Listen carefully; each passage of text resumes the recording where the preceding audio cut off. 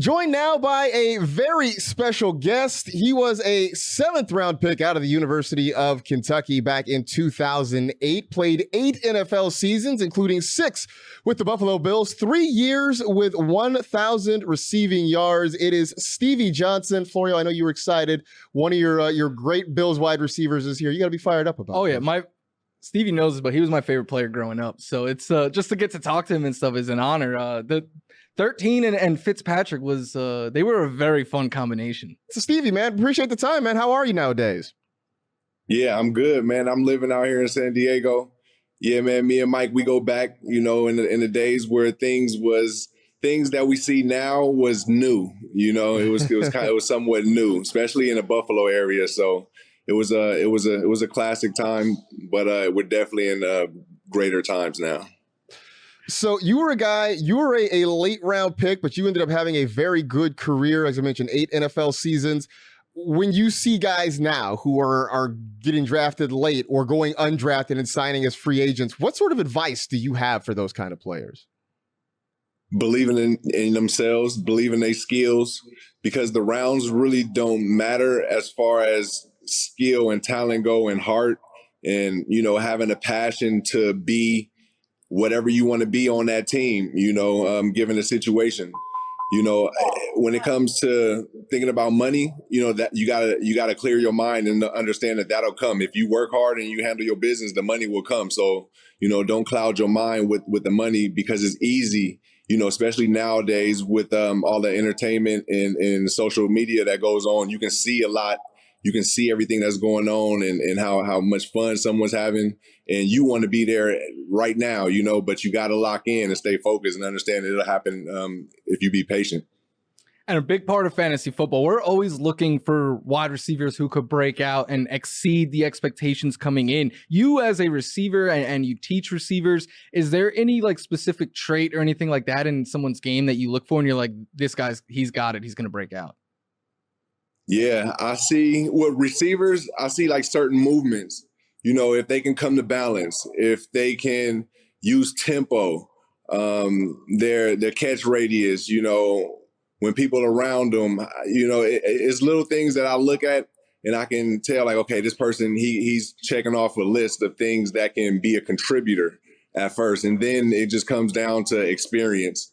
A lot of these kids are coming into the game with great skill. They got a lot of 7-on-7 camps and private sessions. A lot of us retired guys are now training and helping kids from high school level, some even younger than that, and so the talent is there, but it's just the experience. Keep getting more game reps in situations. And then, you see these kids take off in year 2 instead of, year 3 and 4, basically, or beyond 4.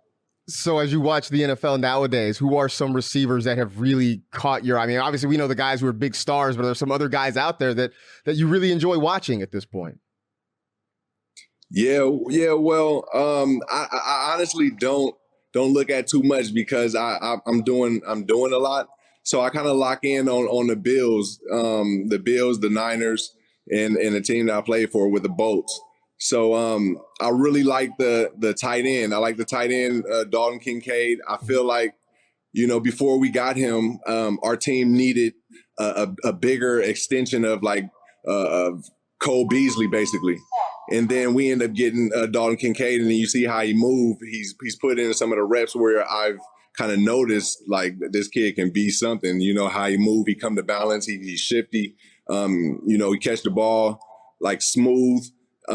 So that's a kid that I'm really looking forward to seeing blow up sooner than later, and I think they go somewhat force the issue with Josh and how he's a playmaking quarterback. So I kind of locked in on him thus far. And you talk about being locked in on the Bills. I'm the resident Bills fan on the network. We have our Josh Allen bobblehead right here. No pressure on the Bills. I did pick them to win the Super Bowl this year, but what did so did I. There you go. And you also just give a little plug. You made the official Bills Mafia song, Buffalo Against the World. Check it out on YouTube. But you picked them to win the Super Bowl. I guess high expectations. What do you think of the moves they've made and heading into the season? I think they made some good moves. To be honest, from a real standpoint, I thought we should have picked up Dalvin Cook and then just had that brother combat backfield. I think it would have been good for business. And, obviously he's a solid back. And, with his brother being there, he's going to be a really good back in this league. I just thought that would have been cool just to go ahead and do it just because, so that's from my fan perspective. And, from a business point, I'm cool with it. Let's just continue to load up. I say I'm cool with it because I want to load up with because of injuries. It's a long season and guys are getting better, guys getting stronger, but bodies still got to hold up. So I think we got to really solidify our fort with offensive linemen. I would love to see some more linemen. I think Jason Peters out there, cool to see him come back in. On the level of locker room and field. So that'd be cool for me. So having spent most of your career in Buffalo and you picked them to win the Super Bowl, what would it mean to that city to finally, after being close for so many years, what would it mean to that city to have a Super Bowl champion? It'll mean everything to them, you know what I'm saying? And I think it'll be cool, but it ain't like they'll be like boastful or bragging about it. You know what I mean? I think they'll jump right back to the next season and feel like we gonna do it again. It's the same. It's the same thing. We just, one of those franchises that don't have that bowl yet. And, everybody want to have that bowl, want to have that championship feeling that's bring it to the city. I think the city's been blessed, to be honest, having unbelievable seasons, players, player engagement with the city. The only thing is missing is that Super Bowl, that Super Bowl win. So it's on the way. Just keeping hope. I did pick them to beat the 49ers in the Super Bowl, so the Stevie Johnson Bowl, we could call it. But I made a promise, I think 2 years ago, that if the Bills win a Super Bowl, I will jump through a table on this show. If they win, you going to come jump through one with us? Yeah, I'll throw you through the table. I agree. I'm down for that. Safely, though. I really want them to be safe with it, but I mean, yeah, we rock bottom. All right, come on, we in. Turned it up. So you're hosting a charity fantasy league this year. Now, is this your first year playing fantasy football? Officially tapped in week by week. This will be the first year that I'm in, and I'm looking forward to it. I get a lot of cameos when it's fantasy football time, so it's turned up, and it got me really hyped. So I wanted to link up with one of the best and get something going for some more community engagement. Yeah, because Florio, you're involved in this, right? Yeah, me and Stevie set up the league. It's filled. We got the draft coming up later this week. What's your strategy going in? Yeah, I mean, I'm going with I'm trying to get the combination. I know Josh and Diggs or Gabe, they go give us 1,000. You know what I'm saying? They'll give us points. So I'm trying to get the combination. Some might not like this either, but that Miami combination with Waddle and Hill and Tua, if I can get that three, that's points right there too. And I just got to check out a defense. I still got some work to do. So, I mean, look, nowadays you talk about receivers, and I know you said you watch the Bills, you sort of watch the Niners, but just the league as a whole, it's so much more geared to wide receivers. Do you feel like you showed up maybe a few years too early compared to how receivers are balling out nowadays? I was right on time. I think I saved a lot of these guys money, with, and it's not only me, Chad and Steve Smith, they did things that inspired me. You know what I'm saying? Even further than that, Dion and Andre Rison, those guys was Showtime. But I think we was all at our right time, molding the next generation of superstars. And you can see it now. You can see the league being fun. I really think this is going to be the most entertaining league or season of the NFL thus far. Is there any receiver who reminds you of your game? There's things that they do, but none that's like identical. Like when I always give love to Keenan Allen because there was things that he can do.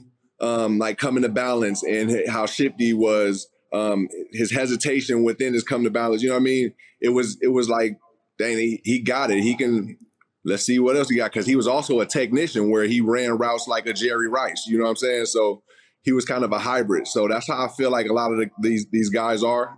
They're not necessarily identical to me, but there's some things that they do with their hezzy and their tempo, and how they set up a route at the top or within the route, or even at the line of scrimmage, of course.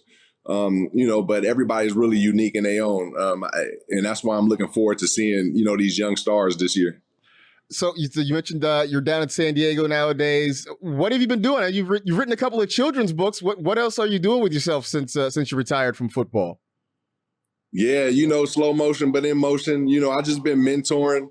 I partner with Charles Roberts with Delaware North, and we've been writing children's books and trying to really spark the minds of the next generation continually. And with our books, we basically put like our ups and downs, things that we persevered through, obstacles, just to show the kids that even their favorite players, they've been through something, and they persevere through something. So when you go through something, you'll be okay. And right now we on book 2. We're working on book 3. About time the season come out, we'll have Fitzpatrick, Freddie Jackson, and myself, and then we'll be working on more from there. So that's one thing that I'm doing, but it's a ton of things. It's a ton of things. We can go on and on. Yeah, definitely go out if you have children and you're a football fan and buy these books. But also, Stevie, we mentioned the charity league that's going to your Exposure Academy. So do you want to talk on that, and if there's any way that listeners can help that charity? Yeah. So that's excellent. So one thing that I was go carry into, which you brung up. So just joining whatever we have going on as far as engagement wise. That money going towards our Exposure Academy also goes towards our student athletes that's in college, and entrepreneurs that's doing things other than sports. We're in the middle of setting up apparel companies for our student athletes, to where when they can sell their gear and their apparel, their compressions, they get that money so that they can have that cash, that extra cash as a college student.